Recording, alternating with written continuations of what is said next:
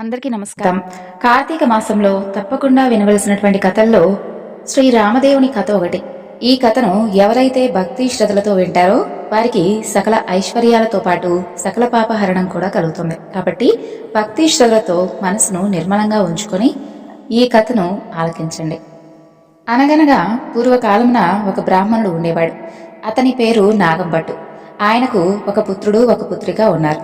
పుత్రుని పేరు నారాయణ భట్టు, పుత్రిక పేరు నారాయణమ్మ. వారు చాలా పేదవారు. భిక్షాటన చేసి కుటుంబ పోషణ చేసుకుంటూ ఉండేవారు. అలా కొన్నేళ్లు అయ్యేసరికి నాగంభట్టు కాశీకి వెళ్లి ధనం సంపాదించాలి అనేటటువంటి ఆశతో భార్యతో చెప్పి తెల్లవారుజామున నిద్రలేచి కాశీకి ప్రయాణమై అలా వెళుతూ వెళుతూ ఉండగా కొంత దూరం వెళ్తాడు. అలా వెళ్లేసరికి దారిలో అతనికి సూత మహర్షుల వారు, వ్యాస మహర్షుల వారు, అలాగే నారద మహర్షి వారు ఎదురవుతారు. ఎదురయ్యి ఆ బ్రాహ్మణుణ్ణి ఈ విధంగా అడుగుతారు. ఓ బ్రాహ్మణుడా, ఎక్కడికి వెళ్తున్నావు అని అడుగుతారు. అయ్యా, నేను కాశీకి ధనం సంపాదించుకోవాలని చెప్పి ఆ ఆశతో కాశీకి వెళ్దామని చెప్పి ఈ విధంగా బయలుదేరానని చెప్పి ఆ యొక్క బ్రాహ్మణుడు చెబుతాడు. అప్పుడు వారు, ఓ వెర్రి బ్రాహ్మణుడా, కాశీకి వెళ్తే నీకు ధనం ఎవరైనా మూటగట్టిస్తారా ఏమిటి? కాశీకి వెళ్తే గంగా స్నానం దొరుకుతుంది, అలాగే విశ్వేశ్వరుల యొక్క దర్శనం దొరుకుతుంది, అన్నపూర్ణమ్మ తల్లి దర్శనం దొరుకుతుంది. అంతే తప్ప ధనాన్ని నీకెవరిస్తారు చెప్పు? సరే, ఇదంతా దేనికి కానీ మేము మీకొక కథ చెబుతాను, వింటావా అని అడుగుతారు. అప్పుడు మీరు ఏ దేవుడి కథ గురించి చెప్తున్నారో వివరించండి స్వామి, తప్పకుండా వింటానంటాడు ఆ బ్రాహ్మణుడు. అప్పుడు వారు, పూర్వకాలంన కోసల రాజ్యం ఉండేది. ఆ యొక్క రాజ్యాన్ని పరిపాలించేటటువంటి మహారాజు దశరథ మహారాజు. ఆయన సంతానం లేక పిల్లల కోసమై పుత్రకామేష్టి యాగం చేయగా దేవతలు ప్రత్యక్షమై ఆయనకు పాయస పాత్ర ఇస్తారు. అది పట్టుకుని వెళ్లి తన భార్యలైనటువంటి కౌసల్య, సుమిత్ర, కైకేయి అనేటటువంటి ముగ్గురు భార్యలకు ఇస్తాడు దశరథ మహారాజు. వారు ముగ్గురు కూడా భుజించగానే వారు గర్భవతులవుతారు. నవమాసాలు నిండగానే చైత్ర శుద్ధ నవమి నాడు పునర్వసు నక్షత్రంన శ్రీరామ, లక్ష్మణ, భరత, శత్రుఘ్నులు అనేటటువంటి నలుగురు కుమారులు జన్మిస్తారు. ఆ పిల్లవాళ్లు దినదిన ప్రవర్ధమానులై బాలచంద్రుడి వలె పెరుగుతూ ఉంటారు. కొన్నాళ్ళు అయ్యేసరికి విశ్వామిత్రుడు వచ్చి రామలక్ష్మణులిద్దరినీ కూడా యాగ సంరక్షణార్థం తనతో పాటు పంపమంటూ దశరథ మహారాజును అడగగా విశ్వామిత్రుడితో రామలక్ష్మణులను పంపించేందుకు దశరథుడు అంగీకరించగా ఆ యొక్క విశ్వామిత్రుడు వారిద్దరికీ కూడా బల, అతిబల అనేటటువంటి విద్యలను నేర్పిస్తాడు. రాముడు తాటికిని చంపి శివుని విల్లు విరిచి సీతను పెళ్లాడతాడు.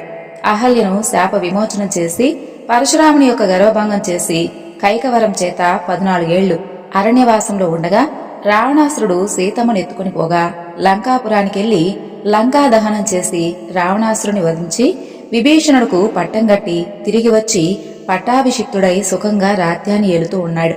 ఇది రామదేవుడి కథగా చెప్పి 5 లక్ష్మీ వారాలు పూజలు చేసి ఆవు నేతితో దీపం పెట్టి ఆవు పాలు, గోధుమ రవ్వ, పంచదార కలిపి 5 ఉండలుగా ప్రసాదం చేసి రామదేవుడికి నైవేద్యంగా పెట్టాలి. ఒక ముత్తైదువుకు, అలాగే ఇరుగు పొరుగు వారికి, అలాగే భార్య, పిల్లలు కూడా ఆ యొక్క ప్రసాదాన్ని తినాలి. ఈ విధంగా 5 లక్ష్మీ వారాలు పూజ చేసుకోవాలి. నిత్యము కూడా ఈ యొక్క రామదేవుని కథ చెప్పుకున్న వారికి అష్టైశ్వర్యాలతో, సంపదలతో చక్కగా ఆనందంగా ఉంటారు.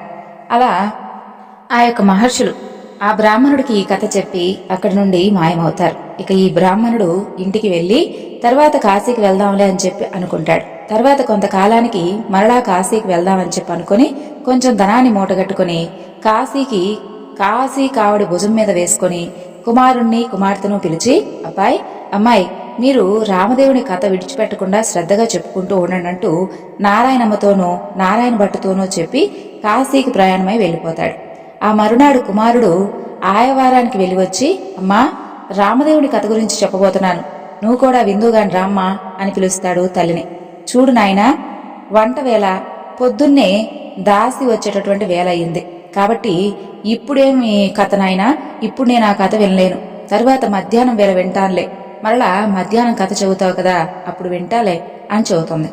ఇక మరలా మధ్యాహ్నం, అమ్మా, కథ చెప్పబోతున్నాను, ఇప్పుడైనా విందు రామ్మా అని పిలుస్తాడు ఆ పిల్లవాడు. ఇప్పుడేమి కథ నాయనా, పడకవేళ నిద్రవేళ, ఇప్పుడు నేను వెళ్ళలేను అంటుందా తల్లి. ఇక వారికి చక్కగా అప్పటికే రామదేవుని యొక్క కథలు చెప్పుకుంటూ ఆనందంగా గడుపుతూ సకల ఐశ్వర్యాలను, అలాగే ఎంతో సంతోషంగా కాలం గడుపుతూ ఉండేవారు. రామదేవుడికి ఆ యొక్క తల్లిపై కోపం వచ్చి ఎలా వచ్చినటువంటి వారికి ఐశ్వర్యాలు అలాగే తిరిగి వెళ్ళిపోగాక అంటూ శపించి రామదేవుడు ఏం జరుగుతుందా అని చూస్తూ ఉంటాడు. ఇక వాళ్ళ ఇంట్లో ఉన్నటువంటి బిందెలు, చెంబులు, గిన్నెలు అన్నీ కూడా ఎలా వచ్చినవో అలాగే దొర్లుకుంటూ ఇరుగు పొరుగు వారి ఇళ్ళకి వెళ్ళిపోతాయి. పూర్వం నుంచి వాళ్ళ ఇంట్లో ముష్టెత్తుకునేటటువంటి ఒక చిల్లు రాగి చెంబు కూడా దొర్లుకుంటూ వెళ్ళిపోతూ ఉంటుంది. అప్పుడు నారాయణమ్మ చూసి, అమ్మా కనీసం అదైనా ఉంచవే అని చెప్పి అమ్మను అడుగుతుంది. ఇక ఆమె అదైనా ఉంచు రామదేవుడా తండ్రి అంటూ స్వామిని వేడుకుంటుంది. ఆ చెంబు తప్ప మిగతావన్నీ కూడా ఇంట్లో ఉన్నటువంటి వస్తువులన్నీ కూడా వాటంతటా అవి అలా వెళ్ళిపోతూ ఉంటాయి. ఇక వారి గూటిలో ఉన్నటువంటి వెండి కంచం కూడా దొర్లిపోతూ ఉండగా అప్పుడు ఆమె ఆ కంచం అంచు పట్టుకుని లాగుతూ ఉంటుంది. సగం అంచు వారికి, సగం అంచు పొరుగు వారికి వెళ్ళిపోతుంది. మరునాటి ఉదయాన ఆమె వారింటికి నిప్పు కోసం వెళ్తుంది. వారింట్లో ఉన్నటువంటి కంచం అంచు మాదేనమ్మా ఇదని చెప్పు అని అడుగుతుంది. మీ కంచం అంచు మా ఇంటికి ఎలా వస్తుందమ్మా? మేమేమైనా మీ ఇంటికి వచ్చామా? మీరు మా ఇంటికి వచ్చారా?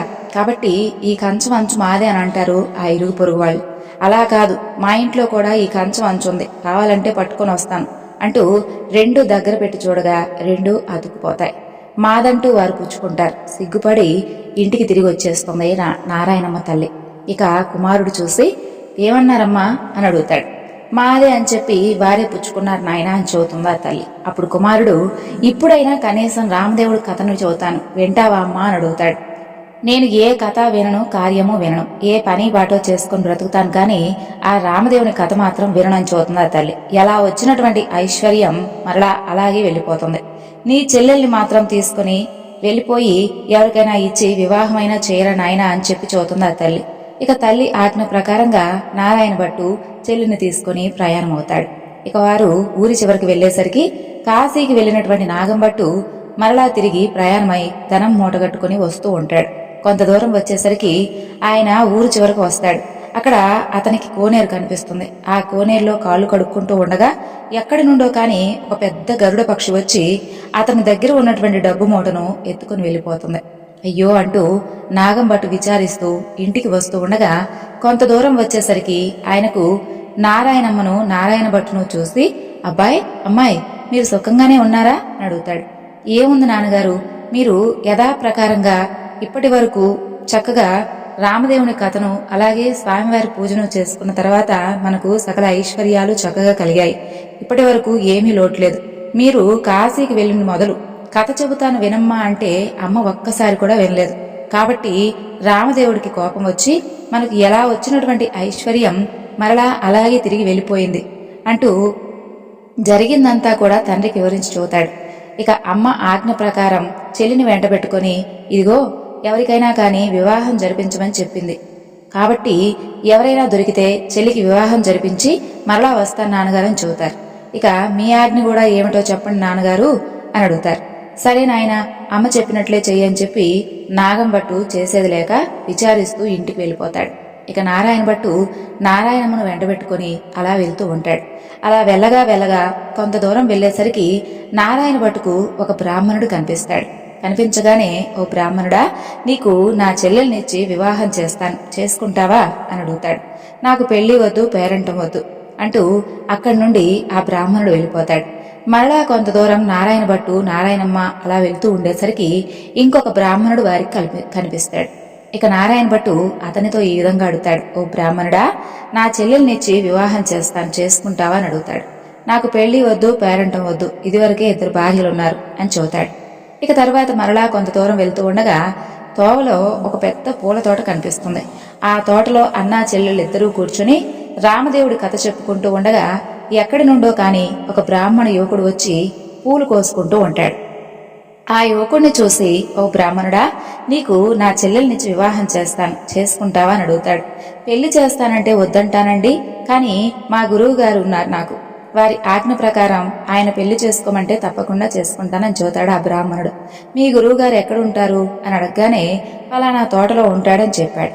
వెంటనే నారాయణ భట్టు ఆ గురువుగారి దగ్గరకు వెళ్లి, అయ్యా గురువుగారు, మీ శిష్యుడికి నా యొక్క సోదరునిచ్చి వివాహం చేస్తాను, తమరు ఒప్పుకుంటారా అని అడుగుతాడు. అంతటా ఆ గురువు, బ్రహ్మచారి గృహస్థుడుగా చేస్తానంటే వద్దంటానంటయ్యా, కానీ వాడి దగ్గర చింతాకంత బంగారం కూడా లేదు, గోపాదం అంత భూమి కూడా లేదు. మీకు ఇష్టమైతే చేయండి, కష్టమైతే మానుకోండి అని చూతాడు. అప్పుడు నారాయణ భట్టు గురువు గారికి దండం పెట్టి అలాగే అని చెప్పి అక్కడి నుండి మరికొంత దూరం వెళ్లి 4 రాటలు తెచ్చి పందిరి వేసి గుచ్చినటువంటి ముత్యాలు తోరణాలు కట్టి గుచ్చినటువంటి ముత్యాలు తలంబరాలుగా పోసి 70 యాగాల నారాయణమ్మనిచ్చి వివాహం చేస్తాడు. ఇక వారు అక్కడే కూర్చొని రామదేవుని యొక్క కథ కూడా చెప్పుకుంటారు. అలా కొన్నాళ్ళు అయ్యేసరికి ఒక విప్రుడు వచ్చి మీకు 4 ఎకరాల భూమిని దారిపోస్తాను, పుచ్చుకోవాల్సిందని చూతాడు. అప్పుడు వారు మేము రామదేవుడి కథ చెప్పుకుంటున్నాం, కథ అయితే పుచ్చుకుంటాం, మీకు ఇష్టమైతే మీరు కూడా కూర్చొని రామదేవుని కథ వినండి అని చూతారు. కథ అయిన తర్వాత ఆ బ్రాహ్మణుడు రాగి చెంబులో నీరు పోసి పలానా తోటలో ఆస్తి ఉంది, మీరు చక్కగా అనుభవించండి అని చెప్పి 4 ఎకరాల భూమిని వారికి దారిపోసి ఆ విప్రుడు ఎక్కడికో వెళ్ళిపోతాడు. ఇక ఆ 4 ఎకరాల భూమిని అనుభవిస్తూ స్వామివారి కథ చెప్పుకుంటూ అక్కడే ఉంటారు వారందరూ కూడా. అలా కొన్నాళ్ళు అయ్యేసరికి ఆ ఊరి రాజుగారు ఒక భవనం కట్టించి కొంత ధనం పుణ్య దంపతులకు దారిపోయాలని చెప్పి చూస్తూ ఉంటాడు. ఎక్కడ వెతికినా కానీ సరైనటువంటి పుణ్య దంపతులు వారికి దొరకరు. ఇక ఆ రాత్రి రామదేవుడు రాజుగారి కలలో కనిపించి పలానా తోటలో పుణ్య దంపతులు ఉన్నారు, వారిని తీసుకుని వచ్చి దారిపోయండి అని చెప్పి ఆజ్ఞాపిస్తాడు. ఇక రామదేవుని యొక్క ఆజ్ఞ ప్రకారంగా మరునాడే ఉదయాన్నే లేచి 16 మంది బోయలను పల్లకిని పంపిస్తాడు రాజు. వారక్కడికి వెళ్ళగానే ఏమండోయ్, మా దేశపు రాజుగారు ఒక గృహాన్ని అలాగే కొంత భాగం భూమిని మీ ఇద్దరికీ కూడా దారపోస్తారట, మిమ్మల్ని వెంటబెట్టుకొని రమ్మని చెప్పి మమ్మల్ని పంపించారు, కాబట్టి మీరు రావాల్సిందే అని చెప్పి వారిని అడుగుతారు. అప్పుడు వారు మేము ప్రస్తుతం రామదేవుని కథ చెప్పుకుంటున్నాం, మీకు కూడా ఇష్టమైతే కూర్చొని కథ వినండి, కథ అయిపోయాక వెళ్దామని చెప్పి వారు చెబుతారు. ఇక ఆ బోయలు కూడా కథ విన్న తర్వాత ఆ యొక్క పుణ్య దంపతులను తీసుకుని వెళ్లి రాజుగారికి అప్పగిస్తారు. ఆ రాజు ఎంతో సంతోషంతో గృహాన్ని కొంత భూమిని ధనాన్ని వారికి దారపోసిస్తాడు. అప్పుడు నారాయణమ్మ నారాయణ భట్టు అలాగే నారాయణమ్మ యొక్క భర్త అక్కడ కూర్చొని ఆ యొక్క గృహాన్ని ఆ యొక్క ధనాన్ని 4 ఎకరాల భూమిని చక్కగా అనుభవిస్తూ అక్కడ కథ చెప్పుకుంటూ స్వామివారి పూజ చేసుకుంటూ సంతోషంగా ఉంటారు. కొన్ని రోజులు అయ్యేసరికి నారాయణ భట్టు తన చెల్లితో ఈ విధంగా అంటాడు, అమ్మాయి, నేను ఎన్ని రోజులని ఇలా ఉండాలి చెప్పు, కాబట్టి నేనే వెళ్లి స్వయంగా రామదేవుణ్ణే తీసుకుని వస్తాను, నీవు నీ భర్త కథను మాత్రం మానకుండా చెప్పుకుంటూ స్వామివారి పూజ చేసుకుంటూ ఉండండి అని చెప్పి నారాయణ భట్టు ప్రయాణమై అలా వెళ్తూ ఉంటాడు. ఇక నారాయణమ్మ ఆమె భర్త చక్కగా స్వామివారి కథలు చెప్పుకుంటూ స్వామివారి పూజలు చేసుకుంటూ ఉంటారు. ఈ నారాయణ భట్టు ఇక అక్కడి నుండి వచ్చేసి వెళ్తూ ఉంటాడు. కొంత దూరం వెళ్ళగా అతనికి ఒక గ్రామం వస్తుంది. ఆ గ్రామంలో ఒక యాదవ పిల్లవాడు ఒడ్లు ఎండబోసుకొని ఆ యొక్క ఒడ్లు దగ్గర కాపలాగా కూర్చొని ఉంటాడు. ఇక ఆ పిల్లవాడిని చూసినటువంటి నారాయణ భట్టు, ఓ అబ్బాయి, ఈ గ్రామంలో విశేషాలేమిటి అని అడుగుతాడు. ఏమున్నది బాబు, నేనేమో పుట్టుకతోనే అందుడను, మా వాళ్ళు ఒడ్లు ఎండబోసి ఇదిగో నన్ను ఈ విధంగా కాపలాగా కూర్చోమంటే కర్ర పుచ్చుకొని కూర్చొనున్నాను, నా అవస్థ ఇలా ఉంది బాబు అని చెబుతాడు. ఇక నారాయణ భట్టు, అయ్యో అవునా, సరే, నీకు నేను ఒక కథ గురించి చెబుతాను, వింటావా అని అడుగుతాడు. ఓ అలాగే వింటాను, చెప్పమని అంటాడు ఆ పిల్లవాడు. రామదేవుని కథ వ్రత విధానం అంతా కూడా చెప్పేసరికి ఆ పిల్లవాడికి కొంచెం కళ్ళు కనిపిస్తాయి. ఓహో, కథలోనే ఇంత మహత్యం ఉంది, మరిక వ్రతం చేసుకుంటే ఇంకెంత మహత్యం ఉంటుందో. ఏదైనా కాని నిజంగా నువ్వు అసలు ఏ దైవానివో కాని నా వద్దకు వచ్చి ఈ విధంగా నాకు కథ చెప్పి నాకు ఎంతో చక్కగా కళ్ళు కూడా కనిపించే విధంగా చేశావు, నీవే దైవానివి, నీవు ఏ దైవానివో చెప్పు అని అంటాడు ఆ పిల్లవాడు. అది నేను దైవాన్ని కాదు బాబు, అదంతా కూడా రామదేవుని యొక్క మహత్యం, రామదేవుని యొక్క పూజను రామదేవుని యొక్క కథను చక్కగా చెప్పుకుంటూ హాయిగా ఉండు. 5 లక్ష్మీవారాలు పూజ చేసి ఆవు నేతితో స్వామివారి ముందు దీపం పెట్టాలి. ప్రసాదంగా 5 ఉండలు చేసి రామదేవునికి, ముత్తైదువులకు, బ్రాహ్మణులకు, ఇరుగు పొరుగు వారికి ఇచ్చి అలాగే ఇంట్లో ఉన్నటువంటి కుటుంబ సభ్యులందరూ కూడా తినాలని చెప్పి ఆ యొక్క నారాయణ భట్టు అక్కడి నుండి వెళ్ళిపోతాడు. తిరిగి కొంత దూరం వెళ్లేసరికి అతనికి ఒక రాజు విచారిస్తూ కూర్చొని ఉండడం కనిపిస్తుంది. ఆ రాజును చూసి, ఏమిటి రాజా, ఎందుకిలా విచారంగా కూర్చున్నారో అని అడుగుతాడు. నాయనా, నా భార్యా బిడ్డలు పరారయ్యారు, నా రాజ్యం పరాయి రాజులు తీసుకున్నారు, నా అవస్థ ఈ విధంగా ఉందని చెబుతాడు ఆ రాజు. అయ్యో సరే, మీకు నేను ఒక కథ గురించి చెబుతాను, వింటారా అని అడుగుతాడు నారాయణ భట్టు. అలాగే వింటాను, చెప్పవలసింది మహానుభావా అంటాడు ఆ రాజు. ఇక నారాయణ భట్టు రామదేవుని కథ అంతా కూడా చెప్పి వ్రత విధానం అంతా కూడా వివరించి చూతాడు. ఆ రాజుగారు వ్రతం చేసుకోగా పరారైనటువంటి భార్యా బిడ్డలు పరాయి రాజు తీసుకున్నటువంటి రాజ్యము తిరిగి ప్రాప్తిస్తాయి. అప్పుడు ఆ రాజు సంతోషంతో నారాయణ భట్టును చూసి, ఏమయ్యా ఓ మహానుభావ, మీరసలు ఏ దైవానివో చెప్పవలసిందే, మిమ్మల్ని నేను పూజించుకుంటాను. నేను ఏ దేవుణ్ణు కానయ్యా, ఇది రామదేవుడి కథామహత్యం. మీరు చక్కగా స్వామివారి కథ చెప్పుకుంటూ స్వామివారి చక్కగా పూజిస్తూ ఎప్పుడూ కూడా మర్చిపోకుండా ఈ విధంగా స్వామిని స్మరిస్తూ ఉండండి, మీకు అంతా మంచి జరుగుతుందని చూతాడు. ఇక ఆ విధంగా చెప్పి మరలా కొంత దూరం వెళ్తూ ఉంటాడు నారాయణ భట్టు. అతనికి ఒక స్త్రీ విచారిస్తూ కూర్చోవడం కనిపిస్తుంది. ఆ స్త్రీని చూసి నారాయణ భట్టు, ఎందుకమ్మా ఇలా విచారిస్తూ కూర్చున్నావు అని అడుగుతాడు. అప్పుడు ఆమె, ఏముంది బాబు, చిన్నతనంలోనే నాకు వివాహం చేశారు. నా భర్త దేశాంతరం వెళ్ళాడు. నా తల్లి తండ్రి అత్తమామలు నన్ను కొన్నాళ్ళు చూసుకున్నారు. ఎన్నాళ్ళు నిన్ను ఇలా చూడాలని చెప్పి వదిలేశారు. కాబట్టి నా అవస్థ ఈ విధంగా ఉంది బాబు అని చూతుంది. అప్పుడు నారాయణ భట్టు, సరే నేను నీకు ఒక కథ గురించి చెబుతాను, వింటావా అని అడుగుతాడు. అలాగే వింటాను బాబు, చెప్పు అని అడుగుతుంది ఆ స్త్రీ. ఇక నారాయణ భట్టు రామదేవుడి కథంతా చెప్పి వ్రత విధానం అంతా కూడా చెప్పేసరికి దేశాంతరం వెళ్ళినటువంటి ఆమె భర్త తిరిగి వస్తాడు. తల్లి తండ్రి అత్తమామలు తిరిగి వస్తారు. ఆమె ఎంతో సంతోషించి నారాయణ భట్టును చూసి, మహానుభావా, మీరు ఏ దైవాన్ని, మిమ్మల్ని నేను పూజించుకుంటాను, చెప్పండి అని అడుగుతాడు. ఇదంతా కూడా రామదేవుని కథామహత్యం అని చెప్పి ఆ యొక్క పూజా వివరణ అలాగే కథ గురించి అంతా కూడా చెప్పి నారాయణ భట్టు మరలా కొంత దూరం వెళ్తూ ఉంటాడు. అలా వెళ్తూ ఉండేసరికి ఒక గ్రామం వస్తుంది. ఆ గ్రామంలో ఒక ఇల్లాలి ఇంటికి వెళ్ళి, అమ్మా నేను పూజ చేసుకుంటాను, కొంచెం ఇల్లు ఇస్తావా అని అడుగుతాడు. మా ఇంట్లో మడి ఆచారం కాబట్టి కుదరదు, ఇల్లు లేదు, వెళ్ళిపో అని అంటుంది. అప్పుడు నారాయణ భట్టు, సరే కోనేరైనా ఎక్కడుందో చూపించి తల్లి కనీసం అని అడుగుతాడు. తూర్పు దిశ ఈశాన్య మూలంగా ఒక కోనేరుంది, వెళ్ళని చూతుంది ఆ స్త్రీ. అప్పుడు ఆ కోనేరు దగ్గరకు వెళ్లి స్నానం చేసి మడిబట్ట ఆరవేసుకుని, ఇప్పుడైనా ఇల్లు ఇస్తావా తల్లి అంటూ ఆ యొక్క ఇల్లాలు వద్దకు వెళ్తాడు. ఇక ఆ ఇల్లాలు ఇంటి బయట తూర్పు దిశ ఈశాన్య మూలంగా కాస్త స్థలం ఉందని చెప్పి అతనికి ఒక పుచ్చుపేట ఇస్తుంది. ఇక అతను ఆ యొక్క పుచ్చుపేట పైన చక్కగా పసుపు రాసి బొట్టు పెట్టి దానిపైన రామదేవుని పటం పెట్టి కథ చదువుకుంటూ ఉంటాడు.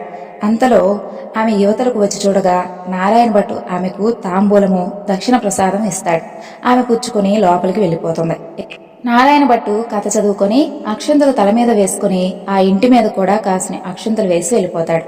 అతను అలా వెళ్ళగానే ఆ ఇల్లు ఇంద్రభవనంగా మారిపోతుంది. అప్పుడు ఆయవారానికి వెళ్ళినటువంటి ఆ యొక్క స్త్రీ భర్త తిరిగి వస్తే ఆ ఇల్లు మాదా కాదా అని తెలుసుకోలేక అంతా కూడా వెతుకుతూ ఉంటాడు. ఆమె వీధి అరుగు మీద కాపలా కూర్చొని ఇలా అంటుంది, ఏమయ్యా, ఇది మన ఇల్లే అని చూస్తుంది. అంతలో ఆమె భర్త ఎడమోటా పెడమోటా వేసుకుని ఇల్లు కానరాక కంగారు పడుతూ అక్కడే ఆశ్చర్యంగా నిలబడి ఆమె వైపు చూస్తూ ఉంటాడు. ఇక ఆమె చూసి, ఇదే మన ఇల్లు, ఇలా రండి అంటూ, మన ఇల్లు కాదనుకుంటున్నారా, ఇది మన ఇల్లే. అసలు ఈ విధంగా ఎందుకు జరిగిందో కూడా వివరించి చెబుతాను వినండి. ఎక్కడి నుండో కానీ ఒక బ్రాహ్మణుడు వచ్చాడు. పూజ చేసుకుంటాను, ఇల్లు ఇవ్వమని అడిగాడు. నేను అప్పుడు అతన్ని ఇల్లు ఇవ్వను, వెళ్ళిపో అని చెప్పాను. కనీసం ఆయన కోనేరైనా చూపించు తల్లి అని అడిగాడు. అప్పుడు నేను తూర్పు దిశగా ఈశాన్య మూల కోనేరు ఉందని చెప్పాను.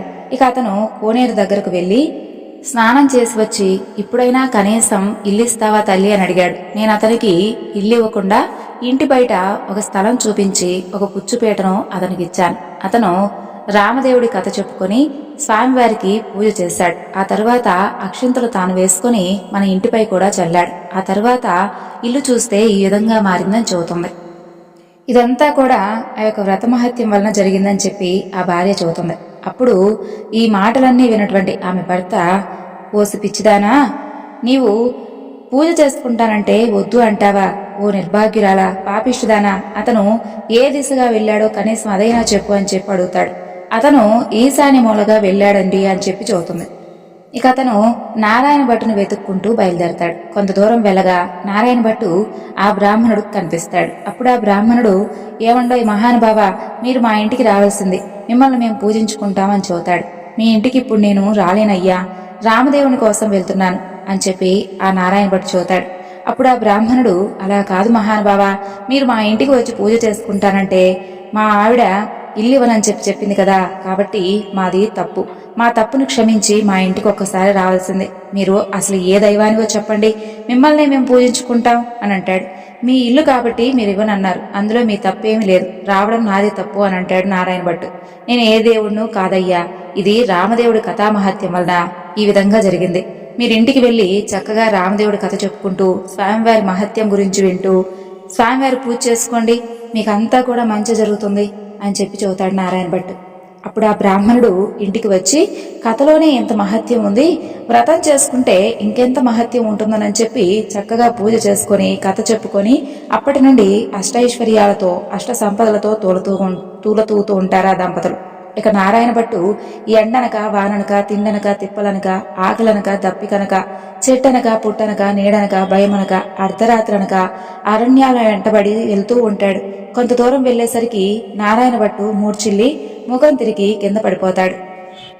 అప్పుడు రామదేవుడికి అతనిపై దయ కలిగి ఒక ముసలి బ్రాహ్మణ వేషంలో వచ్చి నారాయణ భట్టు ముఖం తుడిచి అతన్ని లేవదీసి మంచినీళ్ళిచ్చి మా ఇంట్లో భోజనం చేద్దు రా అని చెప్పి పిలుస్తాడు. నేను భోజనం మాత్రం చేయను, నేను రామదేవుడి కోసం వెళ్తున్నాను, ఒక కోనేరు మాత్రం చూపిస్తే స్నానం చేసొస్తానంటాడు. తూర్పు దిశ ఈశాన్య మూల ఒక కోనేరు ఉంది, వెళ్ళని చూతాడు ఆ ముసలి బ్రాహ్మణుడు. నారాయణ భట్టు ఆ కోనేరు వద్దకు వెళ్లి స్నానం చేసి పైకి వచ్చేసరికి అక్కడ ఇంద్రభవనంలా మారిపోతుంది. లోపలికి వచ్చేసరికి సీతమ్మ తల్లి వెండి కంచాలు వెండి పీటలు పైడి కంచాలు కనిపిస్తాయి. అప్పుడు నారాయణ భట్టుకు రామదేవుడు సీతమ్మ ఎదురై మా ఇంట్లో భోజనం చేదుగాని రా అని చెప్పి పిలుస్తారు. నేను భోజనం చేయను, రామదేవుడి కోసం వెళ్తున్నానని చూతాడు మరలా నారాయణ భట్టు. నేను రామదేవుడినని చూతాడు ఆ యొక్క ముసలి బ్రాహ్మణుడు. అయితే కావచ్చేమో మహానుభావా, నాకు దర్శనం కావాలి అని చెప్తాడు నారాయణ భట్టు. అప్పుడు పులిచర్మంతో రుద్రాక్షలతో విభూది రేఖలతో నడుమున నాగాభరణంతో శిరస్సున గంగతో పక్కన పార్వతీదేవితో త్రిశూలం త్రినేత్రముతో నందివాహనుడై పరమేశ్వరుడు ప్రత్యక్షమవుతాడు. అప్పుడు నారాయణ భట్టు స్వామివారిని స్తోత్రం చేస్తాడు. తర్వాత నారాయణ భట్టు ముందు విష్ణుమూర్తి కూడా ప్రత్యక్షమవుతాడు. అప్పుడు విష్ణుమూర్తి వక్షస్థలంబున వనమాలికతో మెరుపుతీగ వంటి లక్ష్మీదేవితో చక్కగా శంఖచక్ర గదాధారి అయి నెమలిపించం ధరించి అతని ఎదుట ప్రత్యక్షమవుతాడు. అప్పుడు హరిని కూడా ఈ విధంగా స్తోత్రం చేస్తాడు నారాయణ భట్టు.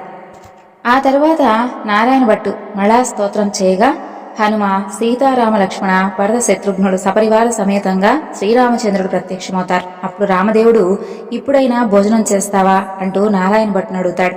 అలాగే చేస్తానంటూ భోజనమైన తర్వాత నాతో పాటు వస్తానని అభయమిస్తే తప్పకుండా భోజనం చేస్తానంటాడు నారాయణ భట్టు. అప్పుడు సీతమ్మ తల్లి 4 కూరలు నవకాయ పిండి వంటలతో పంచపక్ష ప్రమాణాలు వండి వెండి కంచాలు పైడిపీటలు వేసి వారి బంధుకోటి పరివార సమేతంగా నారాయణ భట్టుకు సీతమ్మ తల్లి భోజనం వడ్డిస్తుంది. అందరూ కూడా భోజనాలు చేసి లేచి కర్పూర తాంబూలం వేసుకున్న తర్వాత నాతో పాటు వస్తానని అభయం ఇచ్చావు కదా, కాబట్టి మా ఇంటికి నాతో పాటు రావాల్సిందని కోరుకుంటాడు నారాయణ భట్టు. ఆ విధంగా నారాయణ భట్టు ముందు నడుస్తూ ఉంటే రామదేవుడు వెనుకగా బయలుదేరి వెళ్తూ ఉంటారు. అలా కొంత దూరం వెళ్లేసరికి నారాయణ భట్టు వెనక్కి తిరిగి చూస్తాడు. అప్పుడు అతనికి రామదేవుడు కనిపించడు. ఇక నారాయణ భట్టు ముఖం తిరిగి మూర్ఛ వచ్చి నేల మీద పడిపోతాడు. అప్పుడు మరలా రామదేవుడికి దయగలిగి ఒక ముసలి బ్రాహ్మణ వేషంలో వచ్చి నారాయణ భట్టు ముఖం తుడిచి లేవదీసి మంచినీళ్ళిచ్చి ఈ విధంగా పడిపోయావు, నాతో పాటు నడవలేని వాడువు నన్నెందుకు రమ్మంటున్నావు అని అడుగుతాడు. దేవా, నీ మహిమను బ్రహ్మాది దేవతలు యోగీశ్వరులు మునీశ్వరులు తపస్సులు కూడా తెలుసుకోలేరు. మీ మహత్యం తెలుసుకునేందుకు నేనెంత వాడను, నా తప్పును క్షమించి నాతో పాటే రావాల్సిందంటూ రామదేవుణ్ణి నారాయణ భట్టు ప్రార్థిస్తాడు. అప్పుడు రామదేవుడు అలాగే, తప్పకుండా నీతో పాటు వస్తాను, అయితే నీవు తిరిగి మరలా వస్తానని చెప్పి నీ వచ్చేటప్పుడు ఎవరి ఇళ్లకైతే వెళ్ళావో వారి ఇళ్లకు నన్ను కూడా నీ భుజాలపై ఎక్కించుకొని తీసుకుని వెళ్ళానంటాడు. అప్పుడు నారాయణ భట్టు రామదేవుణ్ణి భుజాలపై ఎక్కించుకుని కొంత దూరం వచ్చేసరికి ఇల్లు ఇవ్వనని చెప్పినటువంటి ఇల్లాలి ఇంటికి వస్తారు. అక్కడ ఆ ఇల్లాలు ఆమె భర్త కూర్చొని స్వామివారి కథ చెప్పుకుంటూ ఉంటారు. వారి భక్తికి మెచ్చి వారికి అష్టైశ్వర్యాలు ఆయుర ఆరోగ్యాలు ఇచ్చి వారిని రక్షిస్తాడు. మరికొంత దూరం వచ్చేసరికి ఒక స్త్రీ ఇల్లు కనిపిస్తుంది. అక్కడికి ఆ స్త్రీ అలాగే ఆమె భర్త కూడా చక్కగా కూర్చుని కథ చెప్పుకుంటూ ఉంటారు. వారికి ఐశ్వర్యాలు ఆయుర ఆరోగ్యాలు సిరి సంపదలు ఎడబాయకుండా ఇచ్చి వారిని కూడా రక్షిస్తాడు స్వామివారు. మరికొంత దూరం వచ్చేసరికి ఆ యొక్క యాదవ పిల్లవాడి ఇల్లు వస్తుంది. ఆ రోజు ఆదివారం. నారాయణ భట్టు చెప్పినటువంటి మాదిరిగా పూజ చేసుకుని కథ చెప్పుకుంటూ ఉంటాడు ఆ పిల్లవాడు. వారిని మెచ్చి వారికి కూడా ఐశ్వర్యాలు ఆయుర ఆరోగ్యాలను ఇచ్చి వారిని కూడా కాపాడి రక్షిస్తాడు. మరలా కొంత దూరం వచ్చేసరికి చెల్లెలి ఇల్లు వస్తుంది. అక్కడ వారు రామదేవుని కథ చెప్పుకుంటూ బంగారపు తూగుడుయాల్లో ఊగుతూ ఉంటారు. వారిని మెచ్చి ఆయుర ఆరోగ్యాలు ఇచ్చి వారిని కూడా రక్షిస్తాడు. అప్పుడు నారాయణమ్మ తమ ఇంటికి అన్నయ్య వచ్చాడని చెప్పి కాళ్ళు కొడుక్కునేందుకు నీళ్లిచ్చి దాహానికి మజ్జిగిచ్చి మర్యాద చేస్తుంది. అప్పుడు నారాయణ భట్టు, అమ్మాయి, నన్ను ఇలా మర్యాద చేయనక్కర్లేదు. నేను రామదేవుని తీసుకుని వచ్చాను. నీవు నీ భర్త మా ఇంటికి రండి, మనమందరం కూడా పూజ చేసుకుందామని చెబుతాడు. అప్పుడు ఆమె సంతోషంతో అలాగే నన్నయ్య, తప్పకుండా వస్తానని చెబుతుంది. ఇక నారాయణమ్మ ఆమె భర్తతో, నారాయణ భట్టు రామదేవుడితో అందరూ కూడా వారందరూ బయలుదేరి వారి గ్రామం పొలిమేరకు వచ్చేసరికి గ్రామంలో వారందరూ కూడా వారిని చూసి పరుగు పరుగున పోయి వారి తల్లిదండ్రులతో, ఏమండోయ్ నాగంభట్టు గారు, మీ అబ్బాయి, మీ అమ్మాయి, అల్లుడు ఇంకా ఎవరెవరో బయలుదేరి వస్తున్నారయ్యా అంటూ పరుగు పరుగున వెళ్ళి చూతారు. అప్పుడు నారాయణ భట్టు తల్లిదండ్రులు కూడా ఎంతో సంతోషంతో కుమారుణ్ణి కుమార్తెను చూసి కౌగిలించుకోబోతారు. అప్పుడు నారాయణ భట్టు చూసి, అమ్మా, నన్ను ముట్టుకోవద్దు. అప్పుడు నేను రామదేవుడిని తీసుకుని వస్తానని చేతే కానీ మీరు పట్టించుకోలేదు. కనీసం స్వామివారి కథ అయినా వినమంటే మీరు అస్సలు వినలేదు. సరే, ఇప్పటికైనా మీ తప్పును మీరే సవరించుకొని నేను ఒక పని చెబుతాను, చేస్తారా అని అడిగి మీరు మా ఇంటికి వెళ్ళి చక్కగా రామదేవుని యొక్క పటాన్ని తీసుకుని ఇంటినంతా కూడా శుభ్రం చేసి 4 మూలలు ఇల్లంతా దులిపి చక్కగా ముగ్గు పెట్టి పచ్చగా పసుపు రాసి మామిడాకుల తోరణాలు కట్టి ఒక పీటకు పసుపు రాసి బొట్టు పెట్టి తూర్పు దిశ ఈశాన్య మూలగా ఉంచి స్వామివారి పటాన్ని పెట్టి గోధుమ నూక, పంచదార, ఆవు పాలు కలిపి ప్రసాదాన్ని 5 ఉండలు చేసి పూజకు అన్నీ కూడా సిద్ధం చేసి నాకు కబురు చేయండి. అప్పుడు నేను రామదేవుణ్ణి తీసుకుని వస్తానని చెబుతాడు. ఇక వారు సంతోషంగా ఇంటికి వచ్చి 4 మూలలా దులిపి అలికి ముగ్గులు పెట్టి చక్కగా వారు అన్ని ఏర్పాట్లు కూడా చేస్తారు. ఇక ఆ యొక్క గ్రామం వీధుల్లో నారాయణ భట్టు రామదేవుణ్ణి భుజాలపై ఎక్కించుకుని ఆ గ్రామం 4 వీధులు ఊరేగించి ఇంటికి తీసుకువచ్చి రామదేవుడితో, తండ్రి, మా ఇంట్లో మీరు కుడిపాదం పెట్టాలి అని చెప్పి ప్రార్థిస్తాడు. అప్పుడు రామదేవుడు వారింట్లో కుడిపాదం పెట్టేసరికి పెద్ద పెద్ద ఇంద్రభవనంగా మారిపోతుంది వారి ఇల్లంతా కూడా. అప్పుడు నారాయణ భట్టు రామదేవుడితో, అపరాధిని కాబట్టి నాకున్నటువంటి ఈ పుచ్చుపేటపై సింహాసనమేనని చెప్పి దయ ఉంచి తమరు కూర్చుండవలసింది అంటూ వినయంగా ప్రార్థిస్తాడు. అతని మాటలకి రామదేవుడికి జాలి కలిగి ఆ పీట మీద కూర్చునేసరికి అది వజ్రాలు, వైడూర్యాలు, కెంపులు, మాణిక్యాలతో చేసినటువంటి బంగారపు సింహాసనంగా మారిపోతుంది. ఇక హనుమ, సీత, లక్ష్మణ, భరత, శత్రుఘ్నాది సపరివార సహితంగా స్వామివారు తన ఇంట్లో ఆసీనులై వెలుస్తారు. అప్పుడు రామదేవుని వ్రతం చేసుకుందామనేసరికి అంతలోనే ఎక్కడి నుండో కానీ ఒక పేద బ్రాహ్మణుడు వచ్చి, ఏమండోయ్ నాగంభట్టు గారు, మీ అబ్బాయికి మా అమ్మాయిని వివాహం చేస్తాం, ఒప్పుకుంటారా అని అడుగుతాడు. పెళ్లి చేస్తానంటే వద్దంటానా బాబు, అలాగే చేసుకుంటాం అని అంటాడు. ఇక నాగంభట్టు గారు చక్కగా పందిర్లు వేయించి చక్కగా అన్నీ కూడా పెళ్లికి కావలసినటువంటి ఏర్పాట్లన్నీ చేస్తారు. ఇక నాగంభట్టు భార్య, అలాగే నారాయణ భట్టు భార్య, నారాయణమ్మ, ఆమె భర్త, వారందరూ కూడా రామదేవుని వ్రతం చేసుకుంటూ 5 లక్ష్మీ వారాలు 5 ఆదివారాలు పూజ చేసి నైవేద్యం పెట్టి కథను మానకుండా చెప్పుకుంటూ సంతోషంగా ఆనందంగా ఉన్నారు. వారి భక్తికి మెచ్చినటువంటి శ్రీరామచంద్రుడు ఈ యొక్క నోమును ప్రపంచమంతా కూడా నోచిన వారందరూ కూడా అష్టైశ్వర్యవంతులై సుఖంగా ఉంటారు అంటూ వారిని ఆశీర్వదిస్తాడు. విన్నారు కదండి రామదేవుని యొక్క కథ. ఎవరైతే ఈ కథను భక్తి శ్రద్ధలతో వింటారో, అలాగే ఎవరికైతే వినిపిస్తారో వారికి ఉన్నటువంటి సకల పాపాలు కూడా తొలగిపోయి సకల ఐశ్వర్యాలతో సంతోషంగా ఉంటారు.